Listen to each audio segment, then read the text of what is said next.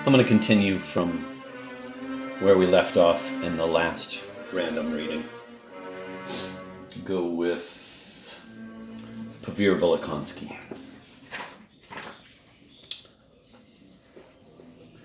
Peter Stepanovich bustles about. The day of the fete had finally been fixed, yet von Lemke was growing more and more sad and pensive. He was full of strange and sinister forebodings, and this worried Yulia Mikhailovna greatly. True, all was not well. Our soft former governor had left the administration in some disorder. At the present moment, cholera was approaching. There had been a great loss of cattle in some parts. Fires had raged all summer in towns and villages. And among the people, a foolish murmuring about arson was more and more taking root. Robbery had increased twice over the previous scale. All of this would, of course, have been more than ordinary had there not been other, weightier reasons which disrupted the peace of the hitherto happy Andrei Antonovich. What struck Yulia Mikhailovna most was that he was becoming taciturn and, strangely, more secretive every day. And what, she wondered, did he have to be so secretive about? True, he rarely opposed her, and for the most part was perfectly obedient. On her insistence, for example, 2 or 3 highly risky and all but illegal measures were passed with a view to strengthening the governor's power. Several sinister connivances took place with the same aim. People deserving of the courts in Siberia, for example, were put up for award solely at her insistence. It was decided to leave certain complaints and inquiries systematically unanswered. All this was found out afterwards. Lemke not only signed everything, but did not even discuss the question of the extent of his wife's participation in the fulfillment of his duties. Instead, at times he would suddenly bridle at, quote, perfect trifles, end of quote, which surprised Yulia Mikhailovna. Naturally, he felt a need to reward himself for days of obedience with little moments of rebellion. Unfortunately, Yulia Mikhailovna, for all her perspicacity, was unable to understand this noble refinement of a noble character. Alas, she could not be bothered. And that was the cause of many misunderstandings.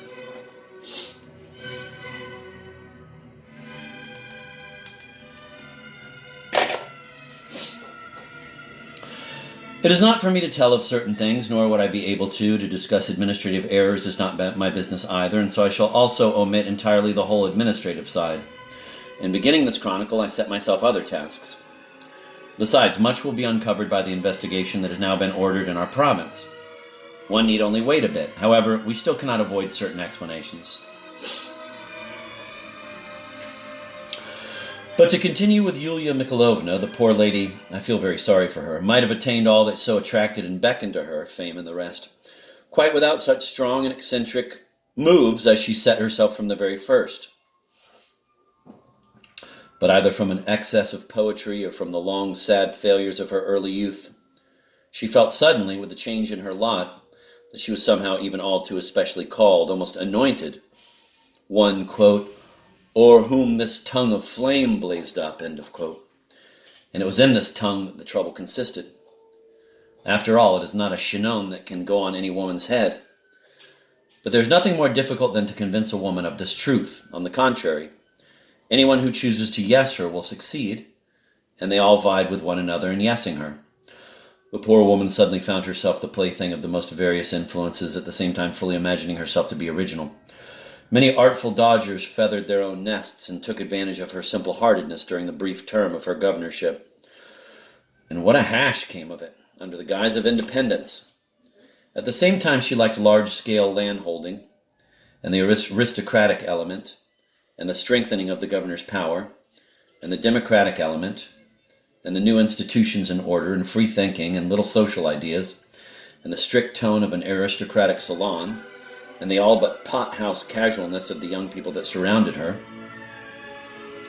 She dreamed of giving happiness and reconciling the irreconcilable, or more exactly, of uniting all and sundry in the adoration of her own person. She also had her favorites. She was very fond of Peter Stepanovich, who acted incidentally through the crudest flattery. But she also liked him for another reason, a most wondrous one and most characteristically revealing of the poor lady. She kept hoping he would point her to a whole state conspiracy Difficult as it is to imagine, this was so. It seemed to her, for some reason, that there must be a state conspiracy lurking in the province. Peter Stepanovich, by his silence in some cases and his hints in others, contributed to the rooting of her strange idea, whereas she imagined him to be connected with everything revolutionary in Russia, yet at the same time devoted to her to the point of adoration, uncovering a conspiracy, earning the gratitude of Petersburg, furthering one's career, influencing the youth by, quote, indulgence, end of quote, so as to keep them on the brink. All this got quite well in her fantastic head. After all, she had won over Pyotr Stepanovich, of this she was for some reason irrefutably certain, and so she would save others. Not a one of them would perish. She would save them all. She would sort them out, and thus she would report on them. She would act with a view to higher justice. And even history and all of Russian liberalism would perhaps bless her name, and the conspiracy would be uncovered even so. All profits at once. But even so, it was necessary that Andrei Antonovich be a bit brighter for the fete. He absolutely had to be cheered up and reassured. She sent Peter Stepanovich to him on this mission, in hopes that he might influence his despondency in some reassuring way known only to himself. Perhaps even with some information delivered, so to speak, at first mouth. She trusted entirely to his adroitness. It was long since Peter Stepanovich had been in Mr. von Limp's study. He flew in precisely at a moment when the patient was in a particularly tense mood.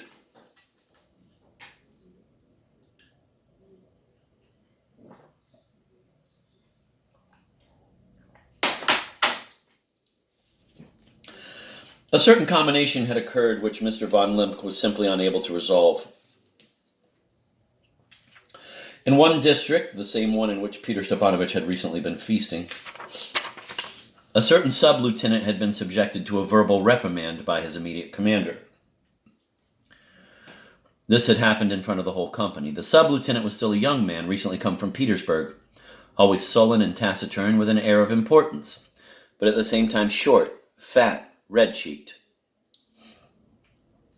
He could not endure the reprimand and suddenly charged at his commander with some sort of unexpected shriek that astonished the whole company. His head somehow savagely lowered. Struck him and bit him on the shoulder as hard as he could. They were barely able to pull him away. There was no doubt that he had lost his mind. In any case, it was discovered that he had been noted lately for the most impossible oddities. For example, he had thrown 2 icons belonging to his landlord out of his apartment and chopped one of them up with an axe. And in his room he had placed the works of Vogt, Maléchat, and Buchner on stands like 3 lecterns, and before each lectern kept wax church candles burning. From the number of books found in his place, it could be concluded that he was a well-read man. If he had had 50,000 francs, he might have sailed off to the Marquesas Islands like that cadet mentioned with such merry humor by Mr. Herzen in one of his works. When he was taken, a whole bundle of the most desperate tracts was found in his pockets and in his lodgings. Tracts are an empty affair of themselves, and in my opinion not at all worrisome, as if we haven't seen enough of them. Besides, these were not even new tracts. Exactly the same ones, it was said later, had been spread recently in K province, and Laputin, who had been in the district capital in the neighboring province about a month and a half earlier, insisted that he had already seen exactly the same leaflets there. But what chiefly struck Andrei Antonovich was that just at the same time the manager of the Shpigulin factory turned into the police 2 or 3 bundles of exactly the same leaflets as the sub-lieutenants, which had been left at the factory during the night. The bundles had not even been undone yet, and none of the workers had had time to read even one. The fact was silly, but Andrei Antonovich fell to pondering strenuously.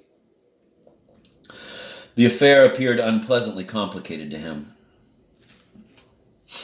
In this factory of the Shpigulins, there was just beginning that very, quote, Shpigulin story, end of quote, which caused so much shouting among us and was then passed on with such variations to the metropolitan newspapers. About 3 weeks previously, a worker there had fallen ill and died of Asian cholera. Then several more people fell ill. Everyone in town got scared because cholera was approaching from the neighboring province. I will note that all possibly satisfactory sanitary measures were taken in our town to meet the uninvited guest. But the factory of the Shpigulins, who were millionaires and people with connections, was somehow overlooked. And so everyone suddenly started screaming that it was there that the root and hotbed of disease lay, and that the uncleanliness of the factory itself, and especially of the workers' quarters, was so inveterate that even if there had been no cholera, it would have generated there of itself. Naturally, measures were taken at once, and Andrei Antonovich vigorously insisted that they be carried out immediately. The factory was cleaned up in about 3 weeks, but then for some reason the Shpigulins closed it. One of the Shpigulin brothers resided permanently in Petersburg, and the other, after the order from the authorities about the cleaning, left for Moscow. The manager began paying off the workers and, as it now turns out, was brazenly cheating them. The workers began to murmur, wanted their rightful pay, were foolish enough to go to the police, though without making a great noise or really causing much trouble. It was just at this time that the tracts were turned in to Andrei Antonovich by the manager. Peter Stepanovich flew into the study unannounced, like a good friend and familiar, and with an errand from Yulia Mikhailovna besides. Seeing him, von Limp scowled suddenly and stopped inimically by his desk. Before then he had been pacing the study, discussing something in private with his chancery official, Blum, an extremely awkward and sullen German whom he had brought from Petersburg over the most strenuous opposition of Yulia Mikhailovna. When Peter Stepanovich entered, the official retreated to the door, but did not leave. It even seemed to Peter Stepanovich that he somehow exchanged significant looks with his superior. "Oh-ho, caught you this time, you cagey burgomaster," Peter Stepanovich cried out, laughing. And he placed the flat of his hand over the tract lying on the table. "Adding to your collection, eh?" Andrei Antonovich flared up. Something suddenly became as if distorted in his face. Leave off at once," he cried, starting with wrath. "And do not dare, sir. What's the matter with you? You seem angry. Allow me to tell you, my dear sir, that henceforth I by no means intend to suffer from your behavior. And I ask you to recall..." "Pah, the devil, he really means it." Be still. Von Limp stamped his feet on the carpet. "And do not dare." God knows what it might have come to. Alas, there was one further circumstance here, besides all the rest, which was quite unknown both to Peter Stepanovich and even to Yulia Mikhailovna herself. The unhappy Andrei Antonovich had reached a point of such distress that lately he'd begun to be secretly jealous about his wife and Peter Stepanovich alone. Alone, especially at night, he had endured some most unpleasant moments. "And I thought that if a man reads you his novel for 2 days running, in private, past midnight, and wants your opinion, then he's at least beyond these officialities. Yulia Mikhailovna receives me on a friendly footing." "Who can figure you out?" Peter Stepanovich pronounced, even with some dignity. "Here's your novel, by the way." He placed on the desk a large, weighty notebook rolled into a tube and entirely wrapped in dark blue paper. Lemke blushed and faltered. "Where did you find it?" he asked cautiously, with a flood of joy that he could not contain and that he tried nevertheless to contain with all his might. "Imagine, it fell behind the chest of drawers, rolled up just as it was. I must have tossed it carelessly on the chest as I came in. It was found only 2 days ago, when they were scrubbing the floors. And what a job you gave me, really." Lemke sternly lowered his eyes. "Thanks to you, I haven't slept for 2 nights running. They found it 2 days ago, but I kept it. I've been reading it. I have no time during the day, so I did it at night. Well, sir, and I'm not pleased. Can't warm up to the idea. Spit on it, however. I've never been a critic, but I couldn't tear myself away, my dear. Even though I'm not pleased. The 4th and 5th chapters are the devil knows what, and so crammed with humor. I laughed out loud. No, you really know how to poke fun without letting it show. Well, but the 9th, the 10th, it's all about love, not my thing. Makes an effect, however. And I almost started blubbering over Igrinev's letter, though you present him so subtly. You know, there's a feeling there. And at the same time, you want to present him as if with a false side, right? Have I guessed? Or not?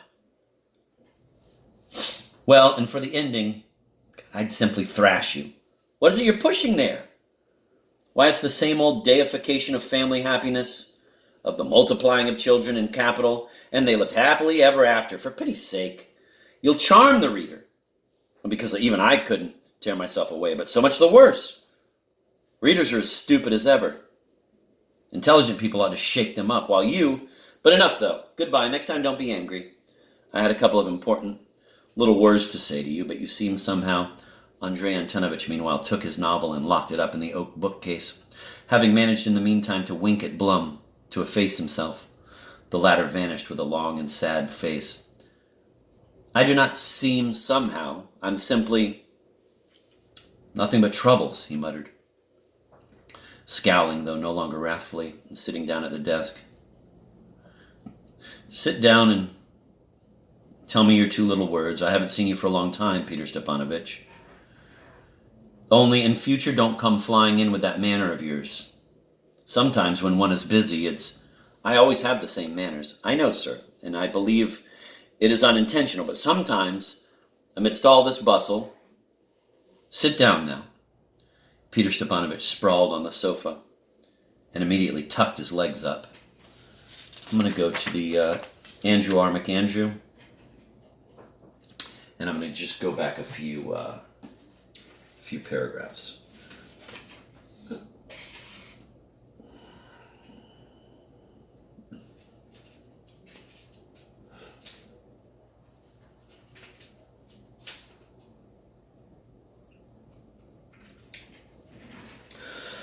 Peter now rushed into the governor's study unannounced. He was, after all, a close friend, and besides, he was on an errand from the governor's own wife. At the sight of Peter, Lemke frowned and came to a halt by his desk in an attitude of hostile expectation. Until then, he had been pacing the room, discussing some private business with his subordinate, Blum, a clumsy, taciturn German, whom he had brought along with him from Petersburg despite his wife's protests.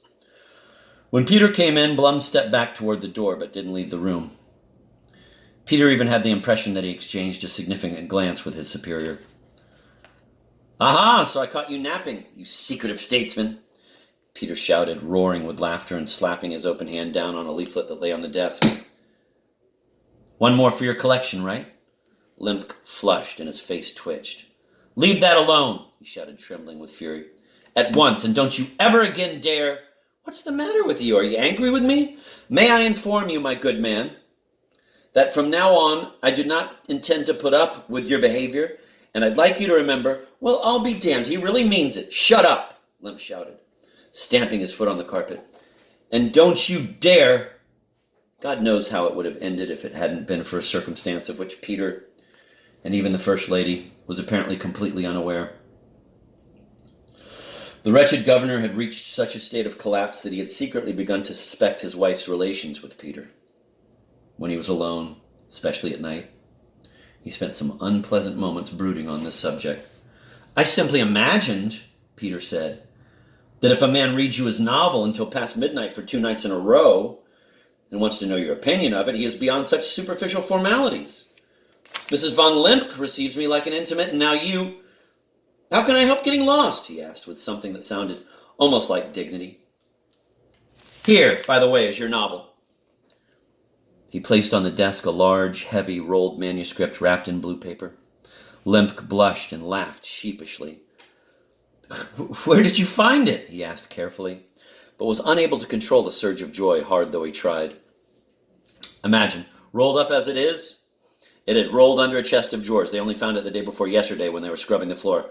Ah, you gave me a lot of trouble with it.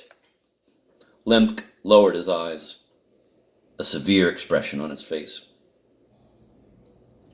I haven't slept for 2 nights in a row because of you, Peter announced.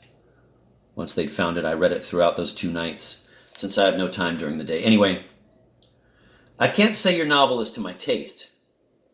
That's not the way I see things. Not that I really care. I have never gone in for literary criticism. Still, I couldn't put the manuscript down, although I didn't agree with its ideas. The 4th and 5th chapters are, well, I'm damned if I can describe them. You've stuffed so much humor into them that I literally rolled around with laughter. I must say you have a knack of ridiculing things. Of course, in chapters 9 and 10, that stuff about love, which is not my field, is rather effective, and I almost shed a tear reading your Igranev's letter. I must say, you've got a subtle portrayal there. You know, That letter is very moving, although at the same time, you managed to show his hypocritical side, right? Did I get it? But the ending! I must admit, I feel like giving you a good beating for that. What are you trying to tell us there? Why, it's the same old worship of a happy family life, breeding children, acquiring capital, and living happily ever after. And your ability to charm your reader. Even I, as I said, couldn't put the book down. It only makes it worse. The average reader is stupid, and I would have thought it was the duty of intelligent people to make him see things as they really are, but I suppose I've said enough. Goodbye now. Next time, don't be so unfriendly. I wanted to tell you a couple of things that I thought might be useful to you, but you're so strange today. While Peter was talking, Limp had taken his novel, locked it in an oak bookcase, and made a discreet sign to his assistant to leave them. Blum, with his long, mournful face, had disappeared. I'm not so strange, Limp muttered, now frowning, but no longer sounding angry. He sat down at his desk. It's simply that I have a lot of worries. Sit down and let's hear that couple of useful things you say you have to tell me. I haven't seen you for a long time, Peter, but please don't burst in on me in that style of yours again. It's quite embarrassing sometimes when I'm occupied with, I have the same style for everybody. I know. And I'm sure there's no harm intended. Still, there are times when one has other worries, but sit down. Peter immediately sprawled out on the couch. A moment later, he tucked his feet up under him. That's, I noticed, not in this other translation. And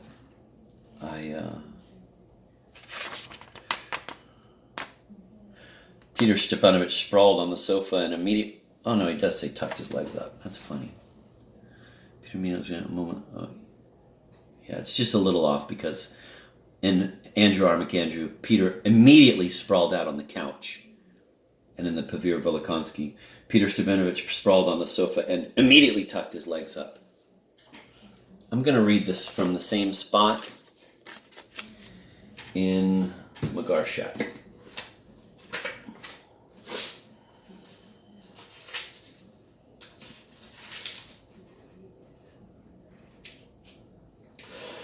Peter Verkovensky flew into the governor's study without sending in his name, just like an old friend of the family, and besides, he had a message from Mrs. Limp. Seeing him, von Limp scowled and stood still at his desk with an unfriendly look on his face. Till then, he had been walking up and down his study, discussing some private business with an official of his office by the name of Blum, a very awkward and morose German, whom he had brought with him from Petersburg in spite of his wife's strong opposition. At the entrance of Peter Verkovensky, Blum retired to the door, but he did not leave the room. Peter even imagined that he had exchanged a significant glance with his superior. Aha, so I've caught you, you secretive ruler of the town. Remember, in the first one, he called him a burgomaster in the Paveer Volokonsky. Aha, so I've caught you, you secretive ruler of the town, Peter cried, laughing and covering up the leaflet which lay on the table with his hand. That will add to your collection, won't it? Von Limp flushed. His face seemed suddenly to twitch. Leave it alone at once, he shouted, wincing with anger. And don't you dare, sir. What's the matter with you? I believe you're angry? Let me tell you, sir, that I do not intend to put up with your behavior anymore, and I'd like you to remember... Good gracious, he really is angry. Shut up, Von Limp cried, stamping on the carpet. And don't dare! Goodness only knows what might have happened. There was indeed another thing, besides, which neither Peter nor Mrs. Limp knew anything about. The unhappy Limp had been so upset during the last few days that he had even begun to be secretly jealous of his wife and Peter Verkovensky. In solitude, especially at night, he spent some very disagreeable moments. And I thought that if a man reads you his novel in private for 2 days running till after midnight and wants to know your opinion of it, he has at least given up these official relations. Mrs. Limp treats me as a friend. What on earth is one to make of you? Peter said with rather a dignified air. Here's your novel, by the way, he said, putting on the table a large, heavy, rolled-up manuscript wrapped in blue paper.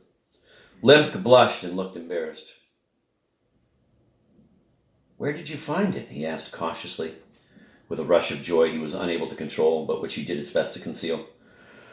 Well, just imagine it. Wrapped up as it is, it had rolled under the chest of drawers. I must have thrown it down rather carelessly on the chest of drawers as I came in. My charwoman found it the day before yesterday when she was scrubbing the floor.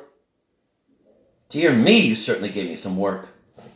Limp dropped his eyes sternly. Haven't slept for 2 nights running, thanks to you. It was found the day before yesterday, but I kept it, been reading it ever since. Too busy in the daytime, so I read it at night. Well, sir, I can't say that I liked it. It's not my kettle of fish, but what does that matter? I've never claimed to be a critic, and the important thing is, my dear chap, that I simply couldn't tear myself away from it, though I didn't like it. The 4th and 5th chapters are damned good, and what a lot of humor you've shoved into it. I roared with laughter. But how wonderful you can make fun of things. Well, the 9th and 10th chapters are all about love. Not my kettle of fish, I'm afraid, but it certainly is effective. Nearly burst into tears when I read Grenev's letter, though you've certainly shown him up cleverly. You know, it's moving all right, but at the same time, you tried, as it were, to exhibit his false side. Am I right? Have I guessed it or not? But the ending, you know. Oh, well, I really felt like giving you a good beating for it. For what idea are you trying to develop? Why, it's the same old deification of domestic happiness, multiplying of children and money, and they lived happily ever after. Good Lord, you'll enchant your readers. For even I couldn't tear myself away from the book, but that makes it all the worse. The reader is as big a fool as ever, but that's why intelligent people ought to shake him up, while you... But there, that's enough. Goodbye. Don't be angry. Another time. I've come because I had something to tell you, but you're such a funny fellow. Meanwhile, Limp took his novel and locked it up in an oak bookcase, having managed incidentally to give Blum a wink to make himself scarce. Blum disappeared with a long, mournful face. I'm not such a funny fellow, but I'm simply... It's all these unpleasantnesses, he muttered, frowning, but without anger, and sitting down at the table. Sit down, please, and tell me what you have to say. I haven't seen you for a long time, Mr. Verkovensky, only... Please don't rush in again with that manner of yours. When one's busy, it sometimes is... my manner is always the same. I know, my dear fellow, and I believe you don't mean anything by it. But sometimes one is worried. Please take a seat. Peter sprawled on the sofa, and at once tucked up his legs under him. So in McGar's shack...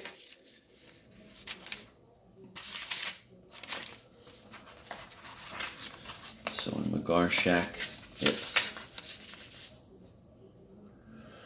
Peter sprawled on the sofa and at once tucked up his legs under him. And in McAndrew, it's... Peter immediately sprawled out on the couch. A moment later, he tucked his feet up under him. And in Pavir, Peter Stepanovich sprawled on the sofa and immediately tucked his legs up.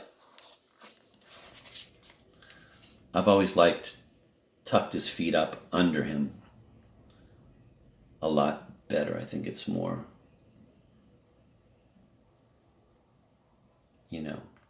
it's hard to tuck your legs up under yourself, but to tuck your feet up makes a lot more sense to me.